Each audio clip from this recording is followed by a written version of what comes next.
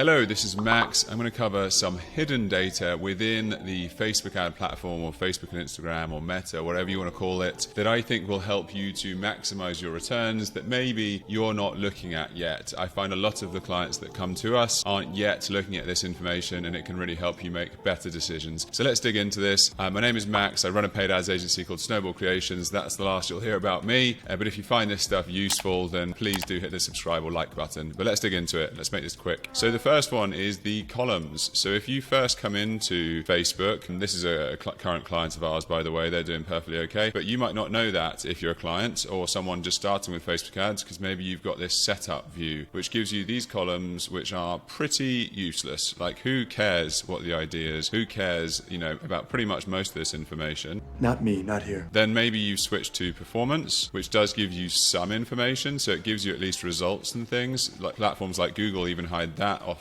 unless you actually go and set that up for yourself. That's sneaky, Tyler. I'm not going to go into lots more detail with the columns, but I'm going to show you roughly what I do. I did do an entire video, I'll say, on this, specifically around setting up Facebook ad columns, and I believe I've done one on Google and LinkedIn as well. And I've actually got a downloadable that I'll link to, that you can get access to our entire presets as an agency for any of these platforms to have this perfect view of this funnel. Yes, please. So let's dig into how we set it up. So you can see I've saved it as a preset. So you click on columns, customize columns, and then you can save it afterwards. So you can see what I do here is I have the obvious most important stuff first. So if it's e-commerce, that's purchases. If it's lead gen, obviously it's leads or something else. But this is the simple version. Then you've obviously got conversion value as important. We've got ROAS. Obviously this client's pretty happy at the moment because they're getting a 10.7x ROAS, at least from Facebook's perspective. We're also using Triple Whale in this case, which is a nice third-party tracking software, which is actually showing better numbers than this client is showing at the moment. So then we've got essentially a funnel. So we always put result as well, because just in case we're changing the goal sometimes. But after that, you can see it goes from the top of the funnel all the way through to the bottom. So we've got reach through to impressions, through to clicks, to views, to add to carts, to a checkout initiates. And then we have some custom columns as well. So this is really nice. So if we click customize columns, you can then create a custom column. So this is where you might do things like add to cart to initiate checkout. So how many people are going from adding to the cart to actually initiating the checkout? Or the classic, really important question is, what is the actual conversion rate of your website? So how many of the link clicks, unique link clicks specifically, turn into a unique purchase? Because that tells you how good your website's doing. Obviously, the higher the percentage, the better. So you can actually add these as unique columns that show up additional information. So those custom columns are really nice to add in, especially for the conversion rate fields. But you can do all sorts of things. Like if, for example, you were trying to do lead gen with Facebook ads, you've got like a few different types of conversions you want to combine. So you could do that, or all sorts of other stuff. So lots you can do with custom columns. But this other bit is one that I really love, which is the breakdown. So people often miss this tab. So this whole video is basically click on this because it's really good. So for example, let's go one by one. So we've got placement. So people always ask me,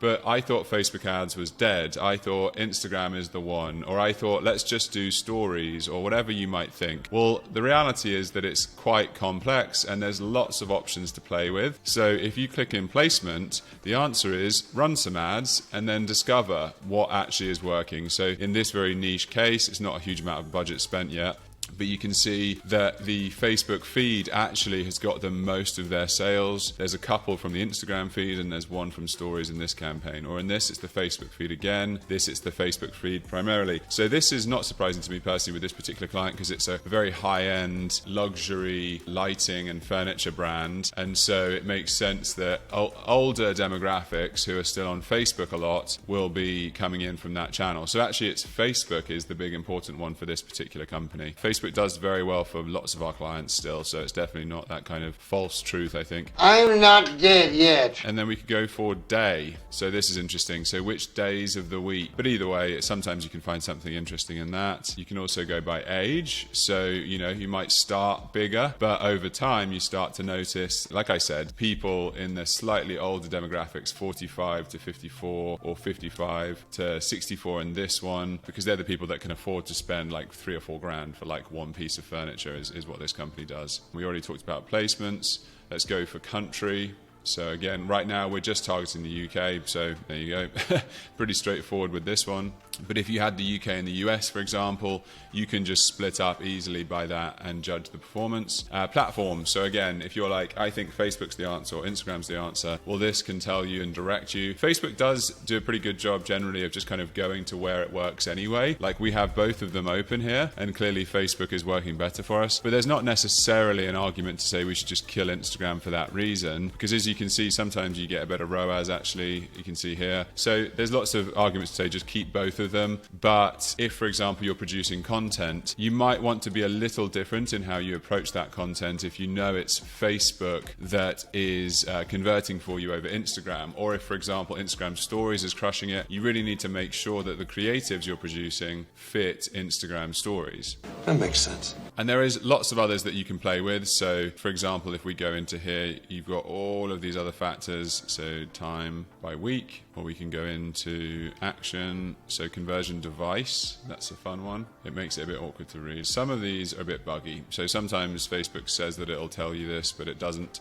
Let's just do just conversion device. That's a bit easier. There you go. So that's fun. But even so, you can find some good stuff. So these two columns, I'm not going to go on any longer. These are my favorites. You can really find some really interesting stuff in here. Personally, I just think more than anything, it's just understanding who is seeing your ad rather than necessarily forcing it down. Let's just say again, if we went for age and we discover that the majority of the sales are for this 45 to 64 category, I might not go and delete the 18 to 24s, but I will make sure that my content, the stories that I'm telling, the testimonials I'm giving, UGC content, etc., is best suited for this high converting group so that we can maximize the returns that we're going to experience. And so this is really interesting data. We use this all the time as an ads agency to try to improve and develop the campaigns, and it will really allow you to maximize what you can get for yourselves in terms of the return on ad spend and ultimate ROI. I hope this was useful. I do these videos every single Wednesday, and I do lots of other smaller ones around that. So please do subscribe if you found it useful, and I'll shut up and let you on your day.